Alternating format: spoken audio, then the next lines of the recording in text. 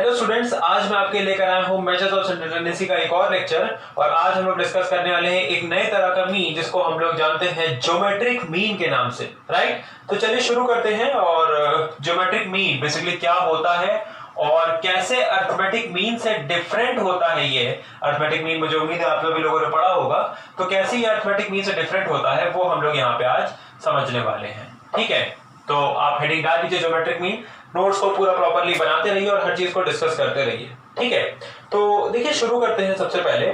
और geometric mean को basically define करने से पहले में क्या कंडीशंस को ध्यान देना होता है वो देखिए।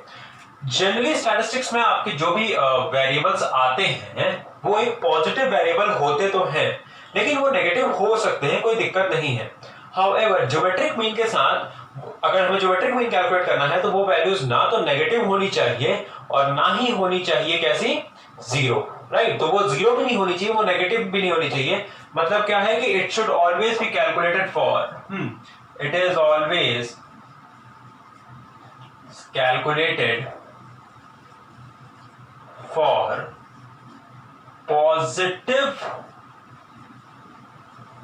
वेरिएबल्स या पॉजिटिव वेरिएट्स। हम लोग जब स्टैटिस्टिकल वेरिएबल की बात करते हैं तो उन्हें वेरिएट्स बोलते हैं, हम उन्हें एग्जैक्टली वेरिएबल नहीं बोलते हैं। पॉजिटिव वर्ड इंपॉर्टेंट है। पॉजिटिव वर्ड मतलब कि सारे वो ना तो जीरो होने चाहिए। अब ऐसा नहीं कि मैंने पॉजिटिव बोल दिया तो आप जीरो ले सकते हैं, नहीं, zero is not a positive number, zero is zero. Right, zero ना तो नेगेटिव है ना तो पॉजिटिव है, तो आपको सिर्फ पॉजिटिव वेरिएबल ही लेने हैं। तो ये एक सबसे इंपॉर्टेंट पॉइंट हो गया। अच्छा, उसके बाद आपके मन में ये भी डाउट आ सकता है कि सर जब अरिथमेटिक मीन था हमारे पास, हमने ज्योमेट्रिक मीन क्यों बेसिकली कैलकुलेट किया। तो ऐसा पाया गया है, ये प्रैक्टिकल ऑब्जर्वेशन है हमारा, कि geometric mean is more variable या more valuable mean when we are calculating percentage changes, ratio changes, population growth, depreciation, ये सारी चीजों को जब हम कैलकुलेट कर रहे होते हैं तो वहां पे ज्योमेट्रिक मीन हमारा ज्यादा यूजफुल होता है। तो जब भी हम कोई भी रिलेटिव क्वांटिटी को मेजर कर रहे होते हैं ना, जैसे जहां पे बेसिकली किसी भी तरह की ग्रोथ, किसी भी तरह का चेंज, किसी भी तरह का डेप्रिसिएशन, राइट, किसी भी तरह का रेट, तो इन सब केसेस में जो है हम क्या करते हैं, ज्योमेट्रिक मीन का यूज करते हैं, क्योंकि geometric mean is a more accurate figure. उन ग्राफ पे जहां पे बेसिकली हमारा जो इंक्रीज है वो लीनियर ना होके वो एक्सपोनेंशियल हो जाए। तो जब भी इंक्रीज हमारा एक्सपोनेंशियल होता है तो वहां पे हम ज्योमेट्रिक मीन का कंसेप्ट यूज करते हैं। ठीक है, एक्सपोनेंशियल इंक्रीज का मतलब क्या हो गया, जैसे कि लेट्स से कि डबल होना, तो डबल होना इज एक्सपोनेंशियल क्योंकि वो बहुत तेज ग्रो करता है। ठीक है, जैसे 2 को डबल करेंगे तो 4, फिर 4 को डबल करेंगे तो 8 देन 16। राइट, अगर हम इसी अगर ऐड कर दे तो वो उतना तेज नहीं होता। जैसे 2 + 2 इट इज 4, देन +2 6, तो 2 4 6 8 चलता। वहीं अगर डबल कर रहे हैं तो फिर 2 4 8 16 32, तो बहुत तेज वो ग्रो करता है। तो जहां भी ग्रोथ बहुत रैपिड होती है, जहां भी ग्राफ एक्सपोनेंशियल होता है, तो वहां पे बेसिकली हम ज्योमेट्रिक मीन का यूज करते हैं।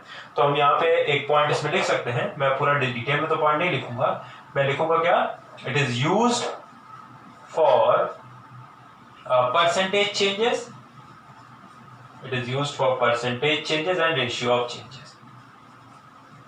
ठीक है, ratio of changes। और एक्चुअली परसेंटेज चेंज और रेशियो चेंजेस का मतलब क्या है, it is used for calculating या फाइंडिंग द एवरेज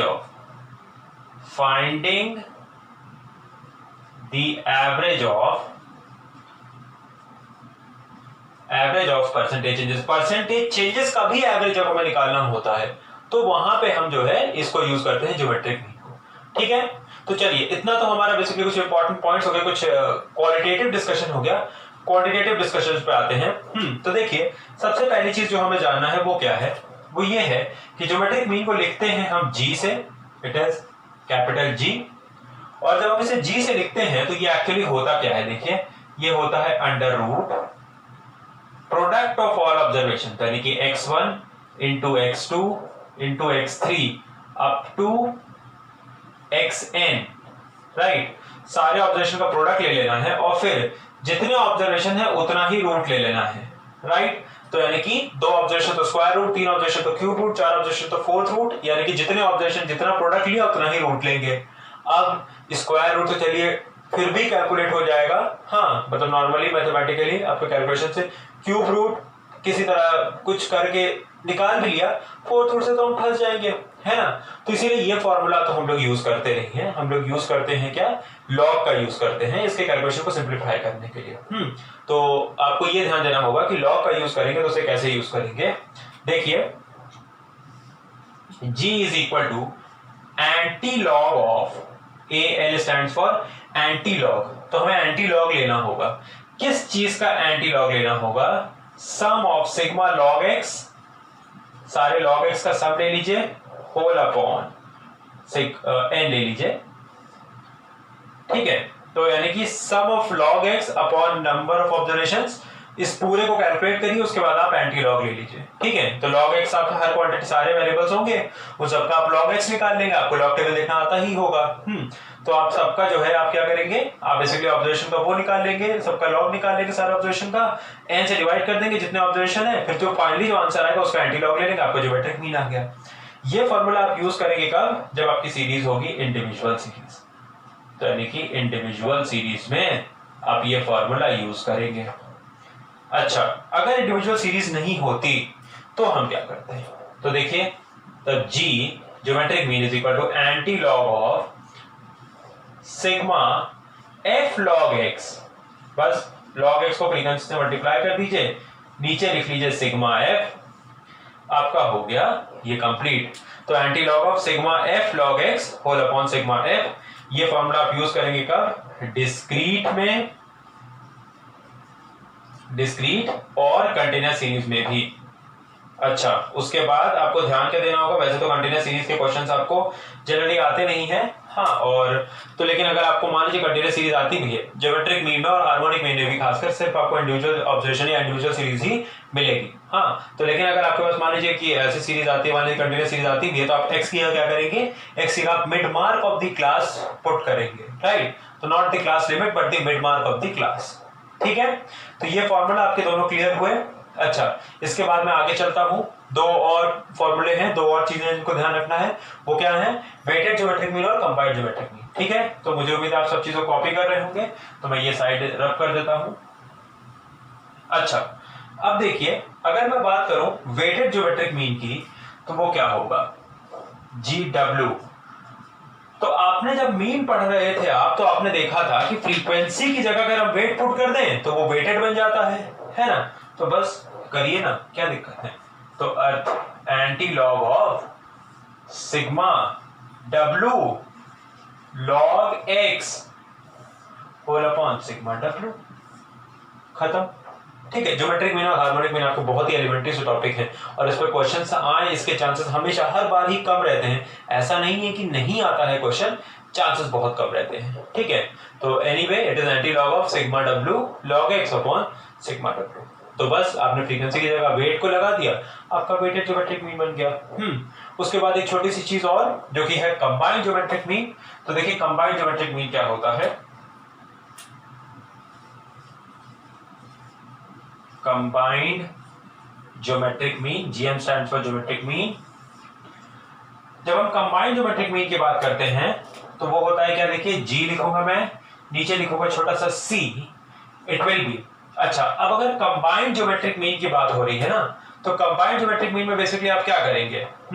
देखिए, आपके पास कुछ अलग अलग सीरीज होंगी, सबके अपने अपने ऑब्जर्वेशंस होंगे, है ना।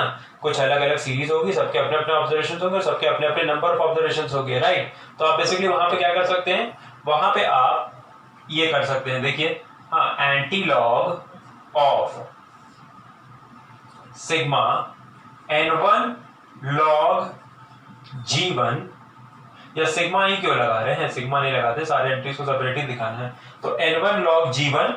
अच्छा, मैं ये साइड रब कर दूं। आप मेरे ख्याल से आपने पहला वीडियो देखा होगा अरिथमेटिक मीन का, अगर आपने नहीं देखा है तो प्लीज उसको देखिए, क्योंकि मैं यहाँ पे कोई भी डिटेल डिस्कशन नहीं करूंगा। मैंने हर टर्म को, कंबाइंड मीन क्या होता है, वेटेड मीन क्या होता है, वो मैंने डिस्कस किया है। तो जो डेफिनेशन वहां पे है वही डेफिनेशन यहाँ पे है। जैसे वहां पे कंबाइंड मीन क्या होता था? कंबाइंड मीन होता था कि अगर तीन अलग अलग सीरीज है, तीनों के अपने अपने नंबर ऑफ ऑब्जर्वेशन, अपने अपने अरिथमेटिक मीन्स हैं, तो फिर उन तीनों सीरीज को मिक्स करके जो हम कंबाइंड सीरीज बनाएंगे उसका क्या मीन होगा। तो यहाँ भी वही मतलब है कि तीन अलग अलग सीरीज, चार अलग अलग सीरीज, उनके अपने अपने ऑब्जर्वेशन है, हम उन सबको, उनके अपने ज्योमेट्रिक मीन्स हैं, तो अगर हम उनको मिक्स करेंगे तो जो कंबाइंड सीरीज बनेगी उसका ज्योमेट्रिक मीन क्या होगा। तो ठीक है, तो अगर आपको कोई भी कंफ्यूजन है तो आप अरिथमेटिक मीन का वीडियो प्लीज देखिए, और उसके बाद ही इस वीडियो पे आइए, जंप मत करिए। मैं अरिथमेटिक मीन वाले वीडियो का जो लिंक है वो डिस्क्रिप्शन में आपके साथ शेयर भी कर दूंगा, ठीक है। तो देखिए, अब मैं यहाँ पे आ रहा था n1 log g1 पे, फिर उसके बाद एक दूसरी सीरीज होती है जिसमें नंबर ऑफ ऑब्जर्वेशन n2 होते हैं और उसका ज्योमेट्रिक मीन होता है g2।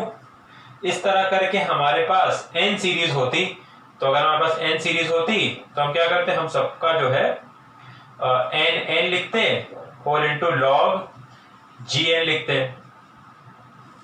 तो ये तो हमारी सारी सीरीज बन गई, ऊपर न्यूमरेटर आ गया। डिनोमिनेटर में क्या करते हैं, टोटल नंबर ऑफ ऑब्जर्वेशन यानी कि n1 plus n2 plus nn। बस ये हो गया आपका कंबाइंड ज्योमेट्रिक मीन का क्वेश्चन।